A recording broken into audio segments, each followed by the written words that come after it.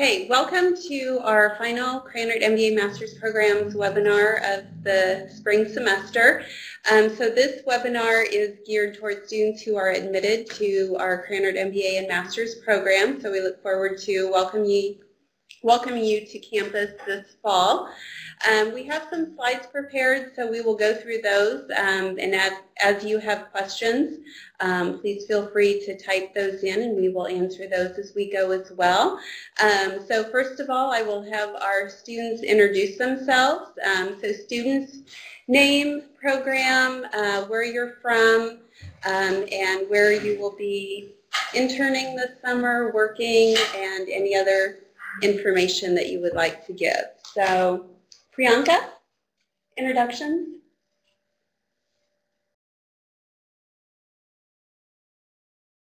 Okay, so my name is Lauren. I'm actually a second-year MBA student, and I concentrate in international business and HR.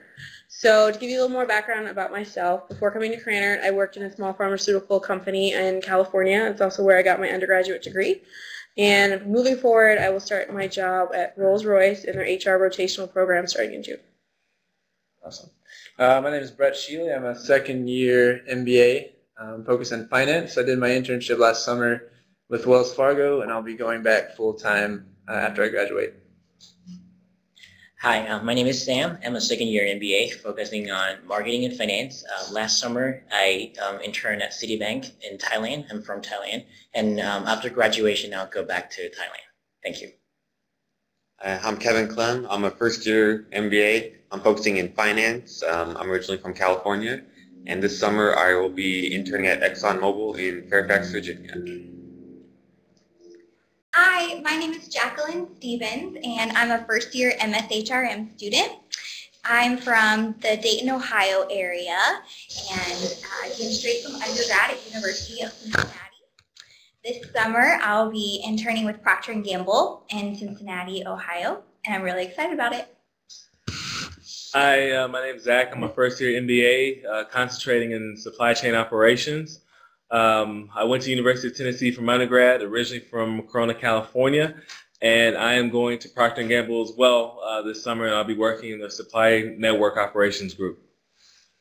And hi, my name is Priyanka, and I'm a first-year MBA as well, and I'm studying operations and strategy. I'm originally from Florida and have a background in engineering, and we'll be working with Amazon over the summer in their MBA Operations Pathways program. Okay, thank you guys.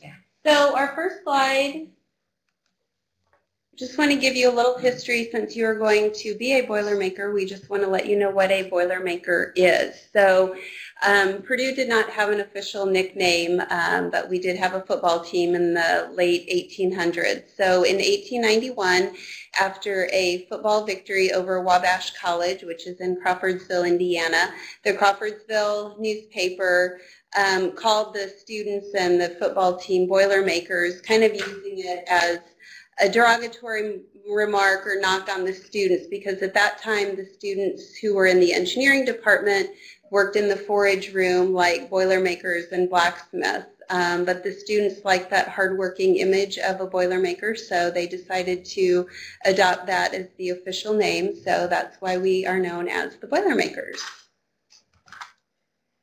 So first slide, thought we would just give you some information on where to live since you will be moving to a new town and a new state for many of you. So students will open that up if you want to talk about finding an apartment on campus, off campus, living in Lafayette versus West Lafayette. So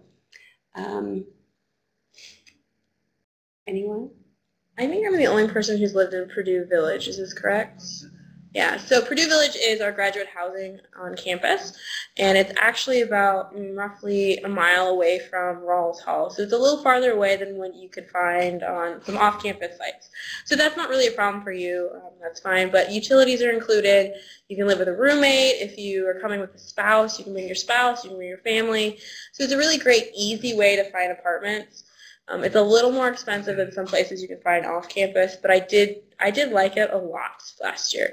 I did move off campus this year just for financial reasons, and it's a little bit closer, it's a little bit cheaper, but there are times where I miss my very nicely heated apartment all on its own, and I didn't have to pay for heating. So if that's something that's really interesting to you, then I would recommend going to Purdue Village. When I first moved here, I moved into an apartment, one-bedroom apartment in Lafayette, which is pretty nice. You can live close to downtown. There's a lot of restaurants and places you can go to hang out down there, which is just right across the Wabash River from West Lafayette, and still pretty close to school. I'd recommend if you didn't have a car, you could live closer to campus, but if you didn't, at least live close to a bus route, so maybe you can catch a bus to school sometimes. But my second year, I moved into a house with some roommates that I met in the first year, and that's what I did. We're still pretty close to campus. For me, I don't have a car, and I did plan to buy one. So I chose to live very near the campus. It's a little less than 10 minutes walk, so it's very convenient. I can even finish the class in the morning and go back to have lunch and come back. And like Brett, it's pretty similar.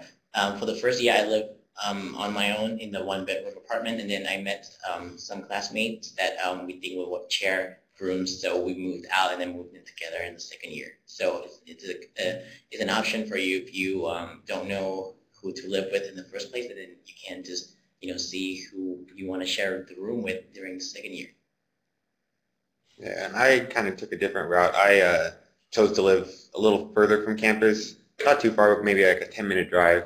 I like being able to come to campus, do my work, interact with everybody, go out, but then also be able to go home to a little quieter area, close to grocery stores, and kind of get a little more peace when I leave the campus. So a lot of people would much rather live close, walking distance, kind of run home between class. If you have an interview, change to your suit, run back, very convenient. So that's one of the downsides of living further, is that sometimes you feel like you're stuck on campus all day because you don't have the freedom to just go back whenever you want. But I like it. I like having a little bit more peace and quiet.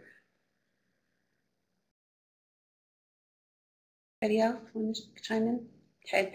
And one thing I will mention, we do have web links listed on our slides, so we will send these out to you after the webinar is over, so don't feel like you have to copy all of the links down word for word.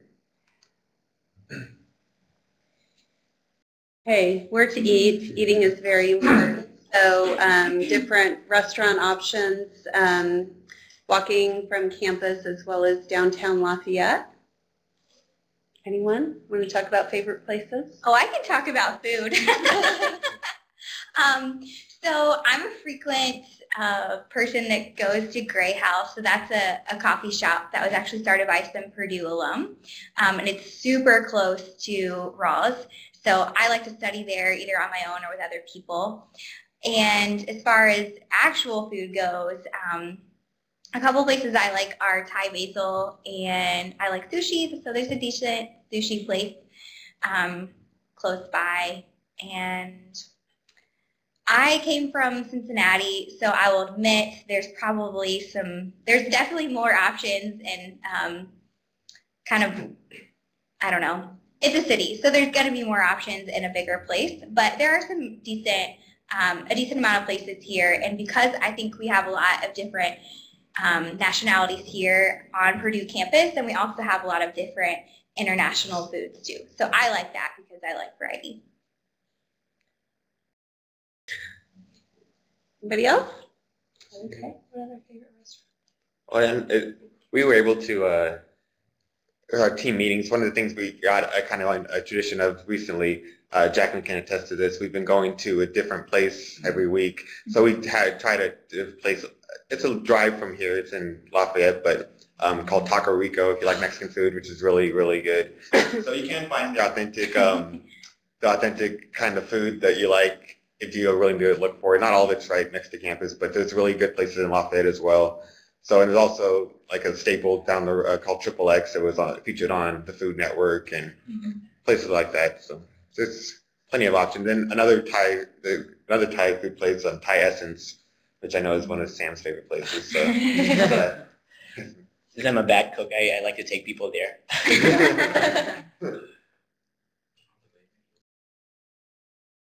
Okay, we'll move on to next slide. So parking on campus. So How do you park on campus? I can take, I park in the garage, Ward Street garage, which I think is wonderful. First I started off with the C-Pass when I first got here. It was a little cheaper. It was only $100 for the year, but it was, if you didn't get here before 8 a.m., you weren't going to find a spot.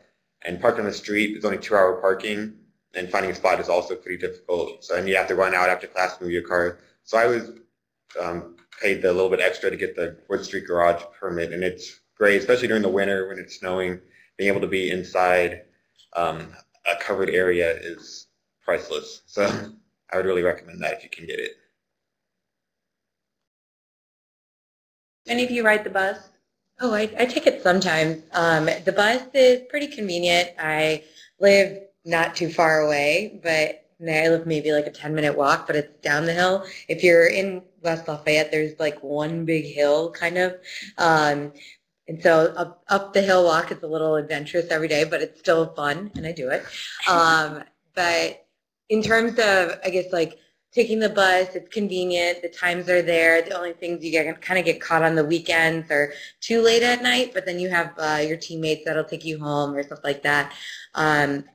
And then if you just want to like drive for one day, like I actually most of the days I walk, but if I know I'm going to stay here later, there's a parking garage right across the building that you can, I think the maximum is $10, but then on Fridays if you happen to leave your car later, then it's free. So there's a lot of ways to go around parking around campus, even if you just want to do it for one day.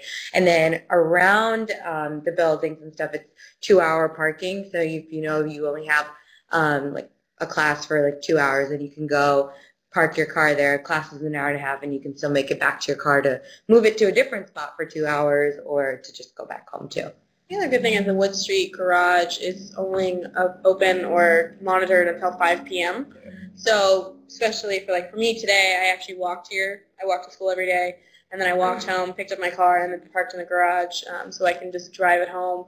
You'll do a lot of later meetings in your first year, and having that ability to even just walk home quickly, grab your car has been absolutely phenomenal for me. I enjoy it. I walk everywhere though. So for those of you that got a parking pass, when do you get your parking pass? You get it at the beginning of the year. You just go to the parking pass office and give them some money, and they'll give you a parking pass. Basically, it's pretty easy. And then the garage ones can sell out. They told us they were sold out when we got here our year, but then they opened it up because I guess some people didn't pick them up. So there were some extra ones. So talk to second years when you get here that kind of know the process, and you can, because once the announcement goes out there are some left. You have to jump on it.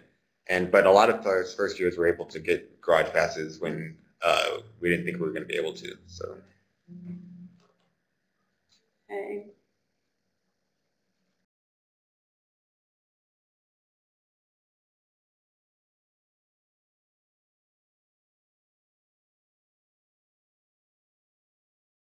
Okay, so that leads into the bus system, which Priyanka talked a little bit about. The bus system is free, and that does go all over Lafayette and West Lafayette. So you just show your Purdue ID and can take the bus. So Priyanka, you use the bus. Anyone else? I used it last year.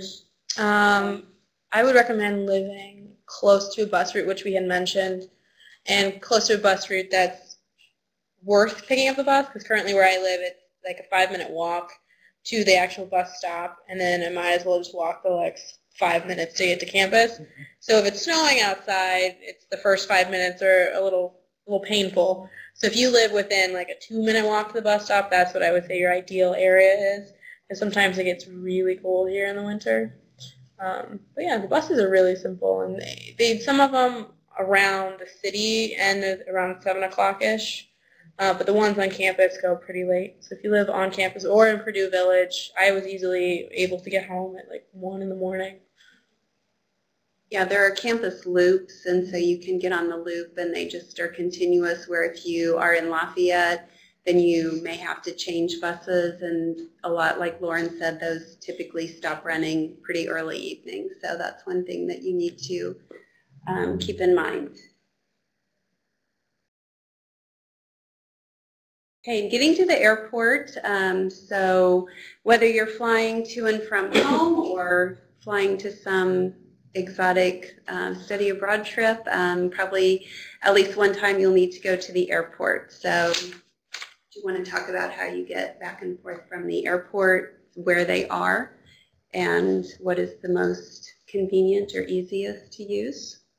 So I guess I'll hit that one.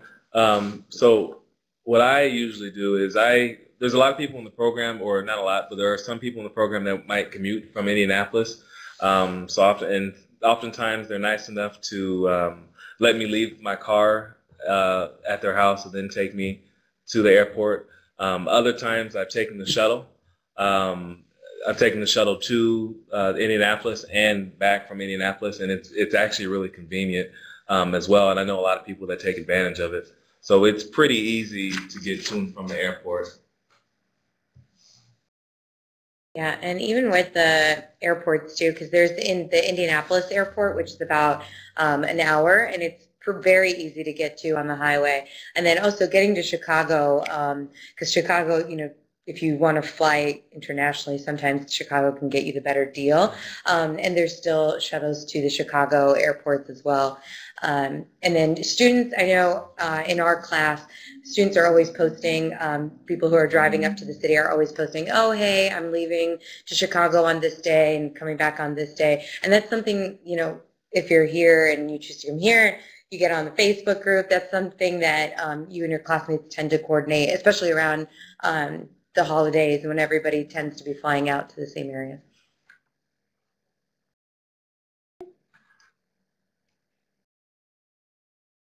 And shopping, so groceries, necessities of life, where do you like to shop?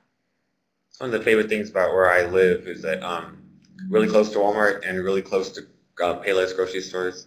So I never run out. Whenever I run out of food, which is quite often, it's very convenient to just hop down there and go. And then the mall isn't. It seems far, but Lafayette's really not that big of a place. It doesn't take long to get there, and it has all the essentials you need. It's nothing fancy, but enough. The buses also go to Walmart, so a lot of the students who don't have cars, you can easily hop on the 4B or the 1B, I believe, and easily get to Walmart or to the Tippecanoe Mall. So even if you don't have normal transportation or your own car or bicycle, it's easy to get around this town. And there's always something you could do. We have Target, Walmart, Payless, which is a local Kroger. We have Meijer way out on 26. So anything that you're... What? Aldi's. Oh, we also have Aldi's. That's right. That's a pretty cool place.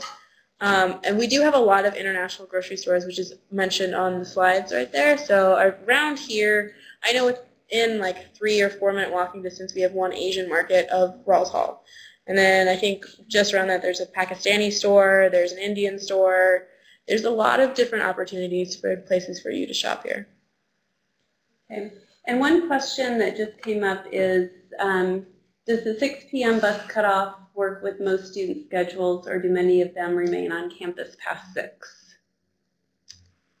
You're here most of the time past 6.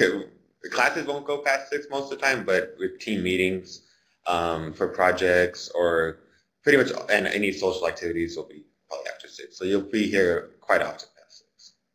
So that's where having the car pass or like parking in the garages after 5 p.m. So bringing your car and coming back. And the good thing, like a lot of our team meetings, like sometimes we'll be done. I might be the only one in my group with the car, so I'll just drop off my group mates after our meeting if it's at 9, and I don't want them walking in at night in the dark to their apartment or whatever. I'll just drop them off on my way home. So there's lots of ways to get.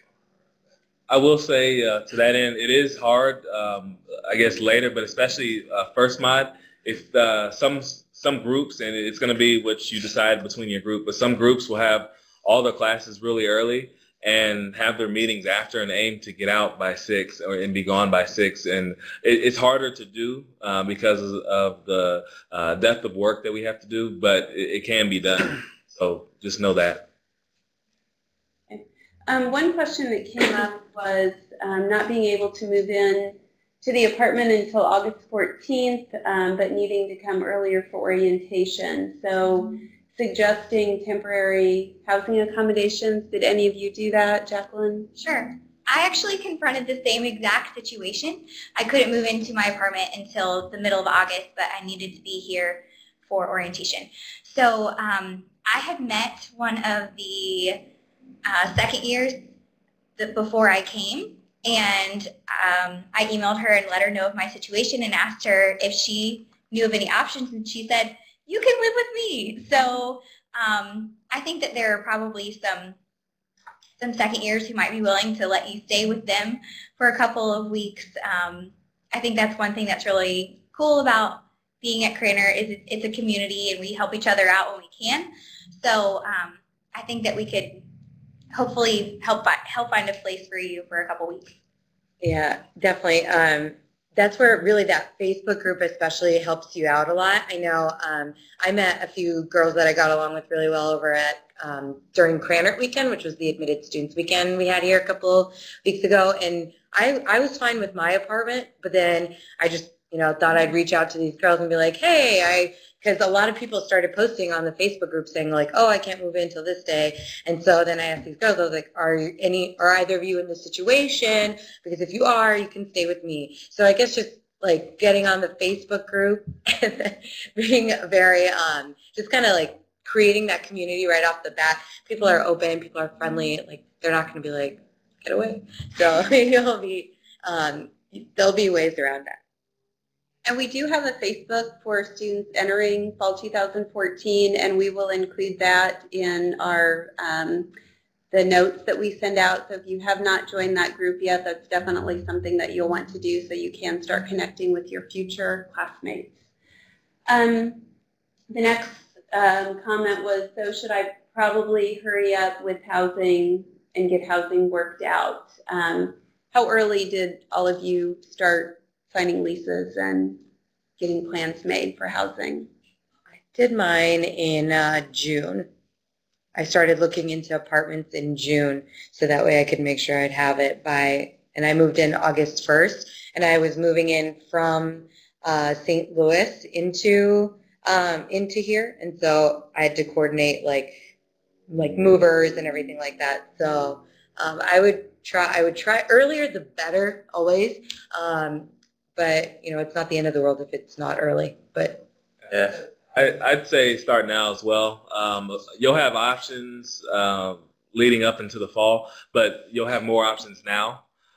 So like she said, the earlier the better, just so that you have more options and more places to pick from, and maybe even you're able to move in earlier or negotiate that as part of your lease. Another question was, are there Safeways and what pharmacies are nearby? No to Safeway. Payless would be comparable to Safeway. There is also a CVS and there's also a Walgreens. But as far as grocery stores, it's Payless and Marsh. And Meyer. And there's a Walgreens in Lafayette and a CVS also in Lafayette. And then the Walmarts also have pharmacies as well. And there's also a pharmacy here on Purdue's campus. Purdue has a PharmD program, and so there is a working pharmacy here. So students are welcome to utilize that as well.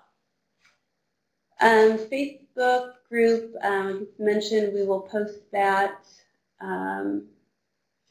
We're caught up. Later, we're caught up. Okay, we'll move on to the next slide, which is weather. Since we are Indiana and Midwest, it does change rather frequently. So what is your weather experience in Indiana? A lot of people talk about that, and I'm from very, very hot and humid country, Thailand. At first, I was so afraid, but then, it's not like today is hot and tomorrow is going to be super cold, but it's gradually changing. So you have time to adapt. And believe it or not, I walk to school and back every day. So no matter how cold it is, I walk and I survive. But you're going to be fine, but it's going to be hard at the beginning. I'm not going to lie. So you try to wrap yourself with, a lot of clothes and, some days I have to walk with mask and, earmuff, but that's fine.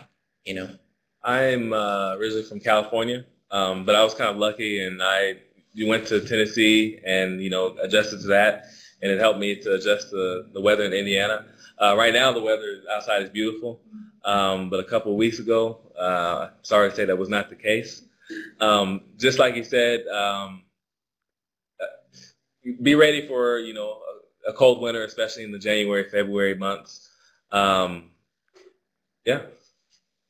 But also on top of that, coming from California, it was actually really cool coming here and actually having seasons, which I had never seen before. I had never seen fall leaves before. It wasn't something I was used to. The first couple weeks or so of snowfall is kind of exciting. It gets old after a while, but it's fun at first. And then spring, and it's kind of cool seeing people get so excited when spring comes. Like people run outside, all of a sudden you'll see the streets filled with people, and they're just so excited that the sun is shining, and so people get up for it. Fall is my favorite season, and I think it's really beautiful here in the fall. So the leaves are really colorful, and I like to run, so I made it a priority in the fall to go running outside and embrace the colorful leaves before the winter came. Okay. So some more serious stuff. So KPDC, which is the Krannert Professional Development Center, so they are the office that will work with you on finding internship and full-time jobs and your career preparation. So do you want to talk a little bit about how you work with KPDC and how our admitted students will be working with their KPDC coach over the summer? So I'll go and throw in a plug. For KGSA, the Krannert Graduate Student Association, I am actually the VP of Professional and Organizational Development, long title. But as far as it relates to KPDC, I strongly recommend that you guys take full and complete advantage of all the resources that they have.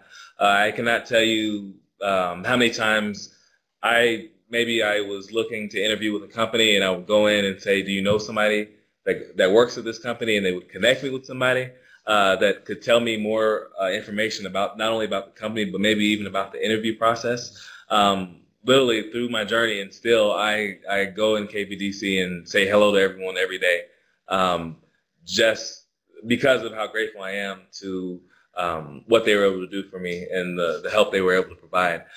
There's definitely an array of resources, and like I said, take advantage of everything that they're able to do. Yeah, they're definitely a great resource, as Zach mentioned. They first reach out to you, something that I was impressed by, but they first reach out to you in the summer, and you get assigned a coach on the website, and they will contact you via Skype, and you'll set up a Skype review. At first you're like, oh my gosh, this is my first interaction, but nothing to be nervous about. They're very relaxed. They're really helpful. They're there to help you kind of work on your resume and work on it before you get to Krannert. So that's kind of a neat introduction into KPDC. And then they stick alongside with you. You can meet, you don't necessarily have to meet with that one coach. You can go and meet some other coaches and find the coach that works for you, see how comfortable you are, and keep that relationship. You can go in as often as you'd like to meet with them about talking about career things, or you can go as little as you'd like. But as Zach mentioned, they are a great resource, and I know I really enjoy my time with my coach, and he's been very helpful with me. So definitely a great resource.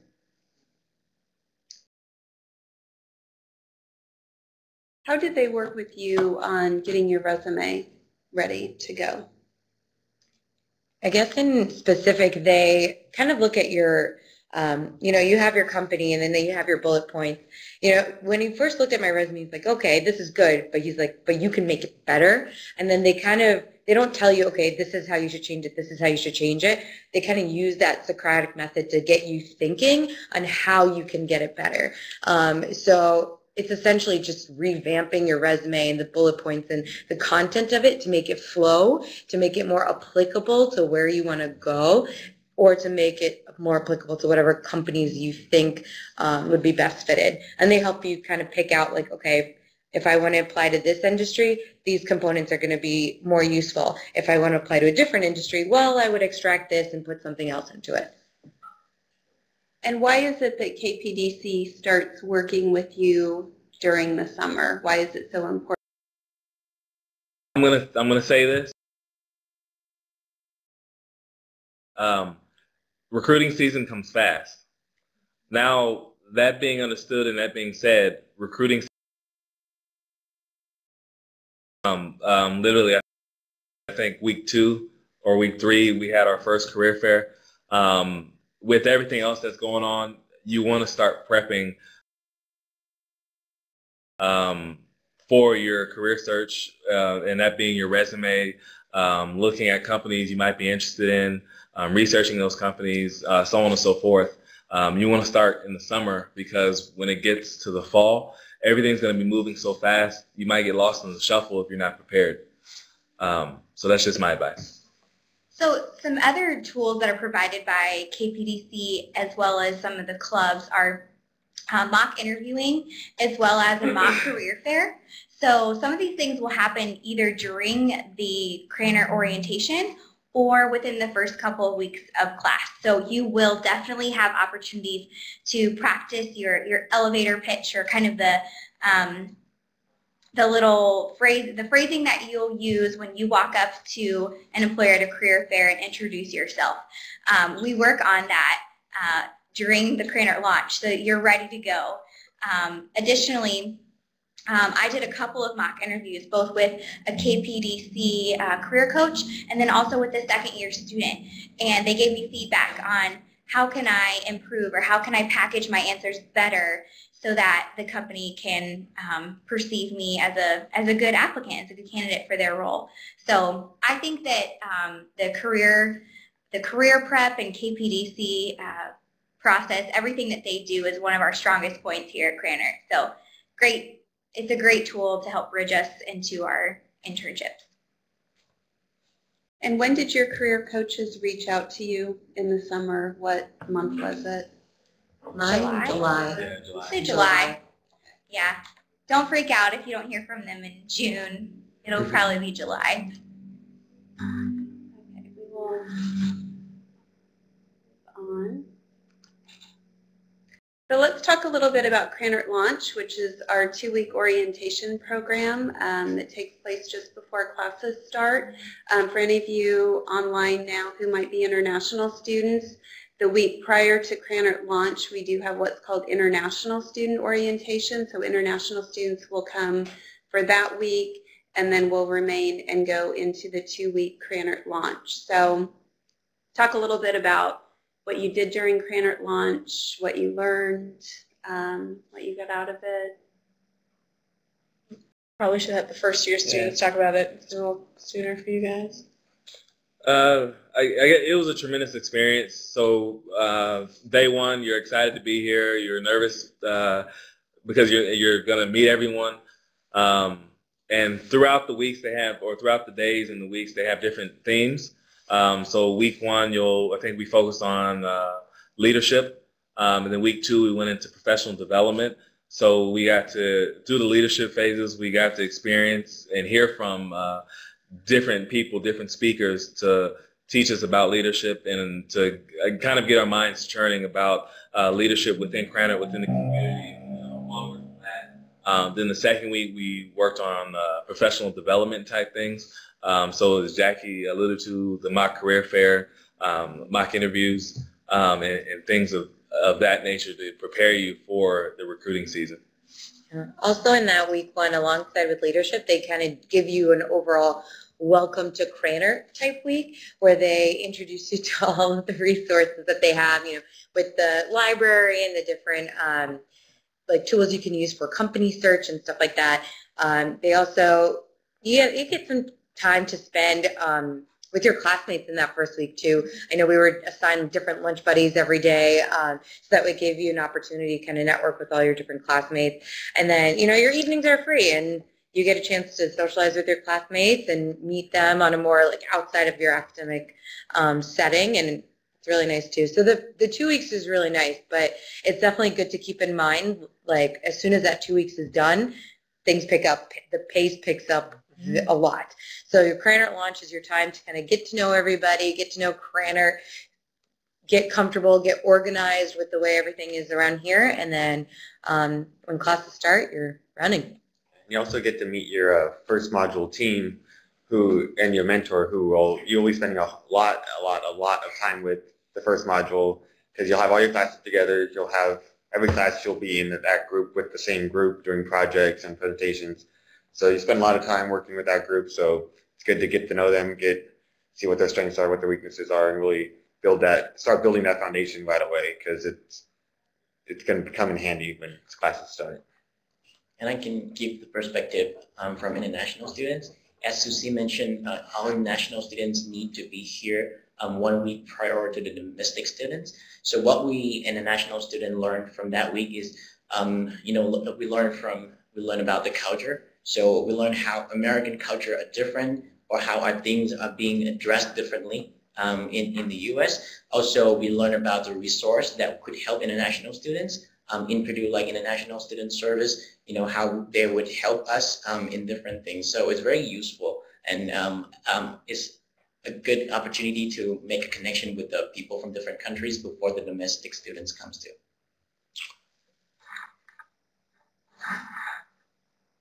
So I think I see a question about night activities during Krannert Launch. So essentially what we did, our class was really good at organizing our own night activities. There will be some provided different activities, but we did a lot of stuff. So we would experience different restaurants. People would invite us over to cook. We went out and enjoyed the town, and a plethora and abundance of other activities. So there's plenty to do, and as Priyanka said, take the time to get to know your classmates, and take the time to bond with your classmates, because things pick up pretty soon. Kevin was on my first mod team, and we spent that time, we bonded, we still love each other and all that. Another good thing to do at night is, if you want to stay active, it's good to experience the beautiful new court that we just had built here. It's a huge facility, basketball courts, 3 different levels of gym, a rock climbing wall. So after a long day at Krannert Launch, some of you might just want to get away and get a good workout in or a good sweat going. And so they have the nice Krannert Lodge. And you can also go, it'll be nice that time of year probably, so you can go enjoy the fields here, get a soccer game going or something, and stuff like that as well. Okay, Nico has a question. He's an international student and wants to make sure he has enough time to transition to Purdue and West Lafayette. So would arriving the first to second week of July be enough time? So Sam, what do you think about that coming from overseas? Second week of July? Right. So if he would move here during the first or second week in July, would that be enough time? I think so, because me, myself, moving here at the third week of July, and I still have a couple of, a week to settle in. So I think that should be fine. Given that you knew where you want to, you knew your apartment, or you know who you want to talk to, you want to visit the apartment, and that should give you the suffice time. Okay. And we had another question. Other than KPDC and career prep, what are some student organizations that are recommended for students to join for networking and building relationships with companies? All of them. Yeah. It really depends on your concentration area, and I would recommend joining as many clubs as possible. We have operations clubs, we have finance clubs, we have, Jacqueline is actually president of our HR club, SHRM, on campus. All of these different activities, or these different clubs, allow you to go on city treks, and they'll bring in companies, and that's a great way to build a network. We also have a really great alumni association. We're starting a mentor program as well, so it's another way you can make connections to people in industry, especially people from Purdue. If you get here and you're not sure, there's so many clubs, you're not sure which club to join, feel free to ask any one of the second years or even myself, and we can surely align you with something that aligns with your what we think you would like and what you think you would get the best experience from. I don't know if we've mentioned this yet, but during the Krannert Launch orientation, we will most likely have a club fair. So all the clubs will have kind of a poster board, and you'll get to meet the board members and kind of hear, what is the purpose of this club? Is this the right club for me to join? And so that's a great time for you to really scout out what are the options and what's most important to me. So for some people, they join 5 clubs or 7 clubs, and they want to have as many opportunities as possible to go to different networking events. Other people decide, I'm going to just choose 1 or 2 or 3 that really I want to focus on. So use that time to really scope out the options. And sometimes certain clubs will put on events that they'll open up to anyone, even outside of their membership. So you will definitely hear about various networking opportunities as soon as you get here. And the cool thing is, on top of the area clubs that we have, like operations, finance, there's also a lot of fun clubs. We have like a K-Sport that organizes intramural teams. Priyanka is president of our language and culture club. They do movie nights to highlight different countries, different cultures. We have a cooking club where people can learn to cook if you haven't lived on your own before, that kind of thing. So there's lots of a good balance between the fun side and also the professional side. And just to clarify, any program, whether you're MSF, MSA, MSHRM, MBA, STEM MBA, any of the programs, you can join any of the clubs. It doesn't matter. There's no limitation on who can join what clubs. All the clubs are open to all master's programs, and you can go on any of the city tracks. But if you're an MSF student and then you find out that the operations club is doing a tour to Amazon, and you're like, well, I've always wanted to check out and see what that's like. You can join it. You can join the club, and then you can attend the trip as well. So there's no restrictions on program. Everyone is welcome. Yeah, and even if you don't find a club within Krannert that you like, I mean, anything that you're interested in, there's probably some kind of club throughout entire Purdue that you can find. I mean, there's anything and everything that these people are interested in around campus. So. And I think we've answered this question, but we said, is there enough time to participate in clubs based on the coursework? Oh, yes. Oh, yes. Sorry. So I was one of those students who's kind of like an overachiever and signed up for every single club possible. And I still did leadership roles, at least in my first year when you are the most busy with coursework, just because it's a lot of the core classes, you're not used to the speed, you have a lot of group projects, stuff like that. And I was still able to do several leadership roles within clubs and still have a blast, have a good time. It all really hinges on your time management skills, really, and your ability to get your homework done, your job searching. Those should really come first, and then your club activities after that. Yeah, it's definitely possible, and like Lauren said, it's all about that time management. And if anything, it's good because you sit in the classroom all day, and that's where you're doing your learning, and then you go work with your teammates on the cases. Having the clubs as an outlet is a fantastic practice experience. And then joining the leadership, I guess just to give you a rough idea of the timeline, the second year has just started taking, or our first year class just started taking on leadership roles, and this happens around Mod 3 and Mod 4, which is the spring after you join. So your first 2 modules, you, as first years, would not need to worry about too much. There are different ways you can get involved, but second years give you the chance to kind of get adjusted to your semester, and then you can take up leadership roles later on, and you'll know when those leadership roles are available. So definitely a great idea, best way to practice leadership, best way to practice time management skills, and a fun outlet just to meet other students that you wouldn't normally connect with. I would recommend joining as many clubs as possible. I mean, again, time management wise, but because you get to meet such a diverse group of students, you are stuck in the same classes with the same 90 or so people, but you might find that if you're in a finance club, you get to meet some of the MSF students, or if you're an MSF student, you decide to join cooking club, you can meet more of the MBA students. So you get a better network of students to join, and that's what I would really recommend. I've seen several students not join clubs the first 2 modules, and a lot of them have said they've regretted it at the end because you don't get to build that broad of friend base. You miss out on the city track opportunities, the networking opportunities, the fun adventures that you can't really do unless you're part of the clubs. So once you get into the program, join clubs, go to as many events as you possibly can, see what you like, and then become selective at that point.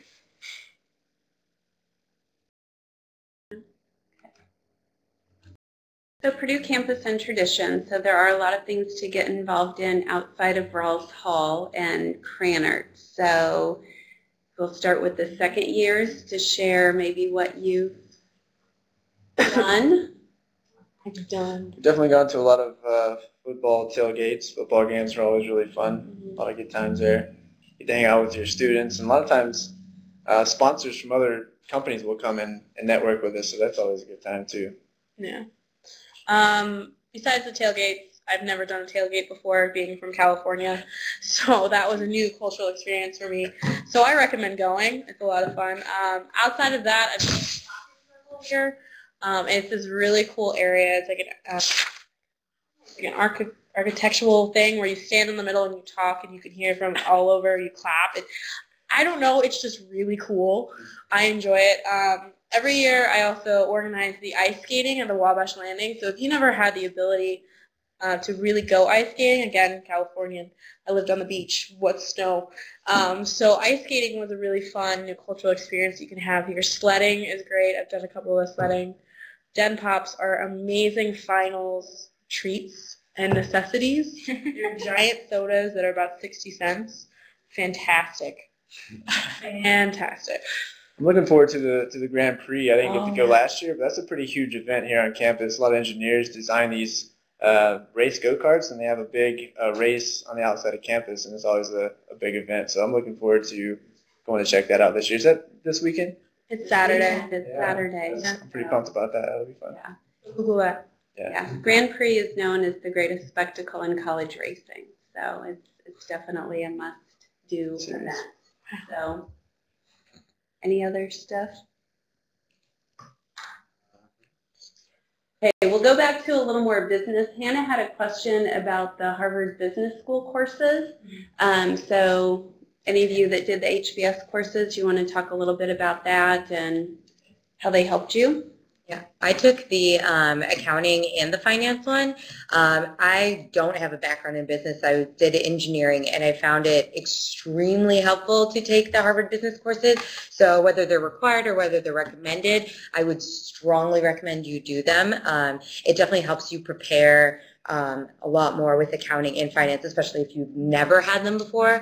Because as soon as you come into the classes, I felt the accounting class was a little bit more fast-paced for me, just because it's a totally different way of thinking, in which if you're an engineer, you're not really used to thinking like that. And so I would definitely recommend taking both of those courses if you can. You sign up online, you register, and then you go through the slides, you go through your own pace. So it's not like a professor that's teaching the class or anything. It's just a bunch of lecture slides that have sounds and notes on the side as well. And you can take notes, save it, come back to it later. So there's no set time. You can start and stop as you go.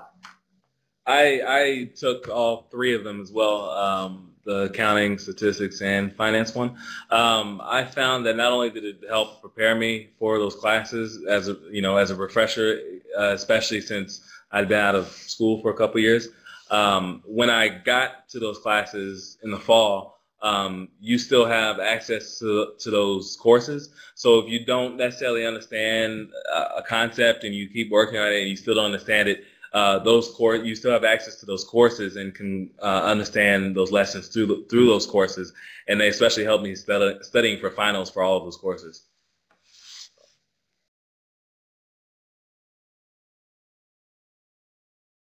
We're going to go back to another question about clubs. I know some clubs, such as finance, will take trips out of state. How does this factor into class attendance and meeting with your team? You won't. I'm I'm actually in the finance club, so I can talk about that. We take trips to Chicago, we take trips to New York City, and I mean, it's the time management aspect of that, and your professors understand that you're here to network and to learn about the industry as well as learn in class, so they're completely understanding. If you need to miss class, and your groups, of course, will understand if you're going to be out of state for these trips. But I definitely recommend those. They're highly beneficial for learning about the industry, building your network with previous alumni, and just getting to learn more about that. So it's no problem with working on that. It's just an aspect of time management also.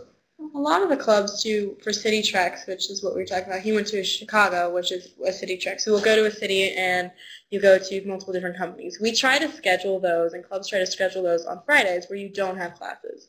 So it allows you not to miss as many classes. More people can go. You have the opportunities. You just have to schedule around your group meetings. So again, everything comes back down to time management. Right. And sometimes the like company visit, they try to arrange to avoid a class schedule. Like last time we went to New York during spring break. So it's not going to impact your class schedule.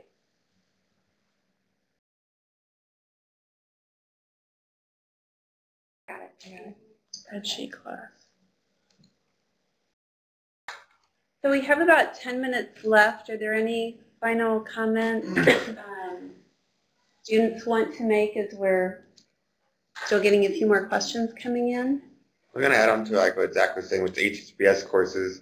I think if you take all those and you still feel like you're not adept at finance or accounting or statistics as you might want to be, you're going to have your classmates. You're going to have an accountant in your class. You're going to have an engineer in your class, probably in your group. So there's always somebody that knows a lot more than you do about a certain area, and they're always willing to help. So there's always other people around too that will help you. Don't worry about not having that stuff in your background. You'll be able to catch up just fine. Oh, and going back to a question earlier, somebody asked about they're interested in finance, and they asked what sort of banks recruit from Purdue. So just to name, there's a lot of banks that recruit here. Bank of America is a massive recruiter from Purdue. They actually come right here in Rawls and recruit right outside the door here. But in my case, worked for Wells Fargo. I'm going back there full time, but they don't actually recruit here on campus. But I think it's beneficial because no matter where you go, people know the Purdue name. If you go anywhere in the world, people know what you mean when you say Purdue. So I think that name alone gets your foot in the door, and you can pretty much if you want to talk to anybody at any bank you want to go to, they're willing to listen. So basically, in my situation, they didn't recruit here on campus, but for the schools that didn't recruit on campus, they opened up sort of like a few-day window that you can apply. And I basically applied online and got the interviews and got the internship, and now I'm going full-time. And we also have a guy here that worked at Citibank, so they don't recruit here on campus, but he got the internship there too. So just to even add on to what Brett was saying, if there's a lot of companies that do recruit from Purdue, like a lot of companies that recruit from Purdue. But if there's not a company that you like sorry, let me start over. If there's a company that you like that doesn't necessarily recruit at Purdue, that doesn't necessarily close the door because you still go to Purdue. So for example, Procter & Gamble, they didn't necessarily recruit. They recruit for HR, Jacqueline here, and they recruit for finance, but they didn't necessarily recruit for operations through our MBA program. But I was able to get my resume into the system utilizing some of the recruiters that were here for finance, and I ended up with my internship with them. So just because they don't necessarily recruit for your role or a company doesn't recruit here at all, it doesn't mean that that company's out of reach. Especially going back to the KPDC thing, there's a lot of people in KPDC that their job is to reach out to companies to get them to start recruiting here or to introduce them to students, to connect them with students. So I wouldn't worry about that either. And as far as investment banking goes, not a lot from New York will come to Purdue necessarily. It's kind of a long way. They have schools nearby that they maybe recruit out more often. But we do have a lot of people here that are interested in that, and they do get around it by going to stuff like going to case competitions, investment banking case competitions, and going on the city trips that we had talked about, and getting like to New York and getting to Chicago in different ways than just on-campus recruiting. So there's lots of different ways to find these companies and interact. And there's always an alumni at a company that you might be interested in, or an alumni that knows somebody that knows somebody. So there's ways to get in contact. And outside of just even the Krannert Business School career fairs and all the career fairs that are here, there's, Purdue's also known for its engineering. And so they have a massive career fair, which I was actually super impressed by because I went to a big engineering school too, but the career fair here was definitely huge. They have an outdoor career fair in the in the summer, or not in the summer, in the fall, and you're out. There's like hundreds and hundreds of companies that are there, and yeah, they do like to see an engineering background, but there's several students that go without an engineering background, and they can still, it's all about that networking, right? So like how Zach mentioned, how he was able to pick up the P&G operations through a finance. You can always go to these like the engineering fairs around campus and kind of get your name out there, see what companies are there too. So there's other career fair opportunities, right? Like that are even outside of here that could be beneficial to you too, depending on what you're looking for. And we also have a question about concentration. So are any of you doing 2 concentrations in the MBA program, and share your experience on that? I am actually. So I'm doing MBA HR concentration and also doing an international business concentration. So what that means is I'm taking a lot of the MSHRM classes that Jacqueline is taking currently, and then on top of that, I just supplement some of my additional elective free times with all of the global centered classes. Part of that, at least luckily for me, for the international business side of it, we also include all of our study abroads count as part of international courses. We have international internships you can go on.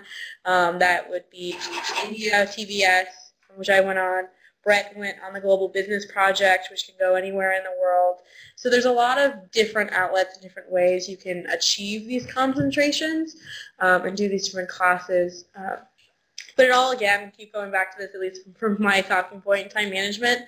Depends on the classes you want to take, when they fit in your schedule, all those other things. But it is completely doable to do 2 concentrations. I believe, Sam, you're doing marketing and finance? I do both marketing and finance as well. So what I did is actually my passion is in marketing, but I found that finance classes are very interesting, so I take a lot of finance classes as well. So it's doable. You have enough time to complete 2 concentrations.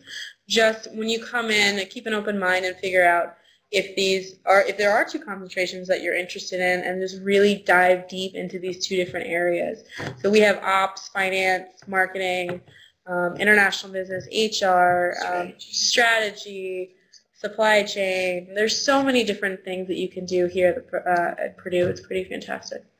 And don't be afraid to throw 2 random things together like HR and international business. They're usually not thrown together, but if it's something that you're passionate about, you can definitely do that here.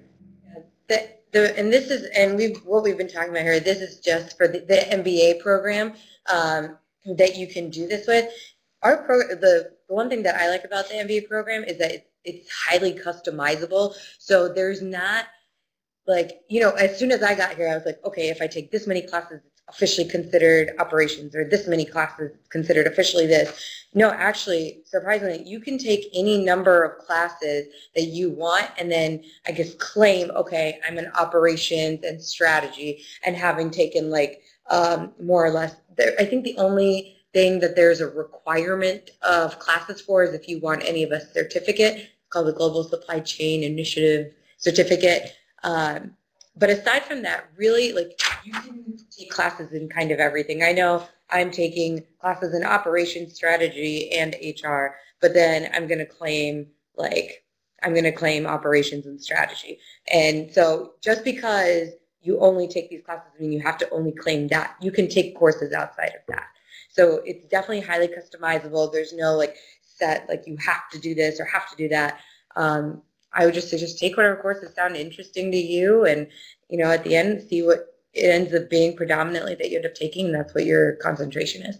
And just to add a little bit to what Priyanka was saying, regardless of what your concentration is, take the breadth of classes. So of course, I'm an operations concentration, so I'm gonna take as many operation classes as I can, but I'm gonna supplement that with finance. I'm gonna supplement it with strategy. I'm gonna supplement it with HR.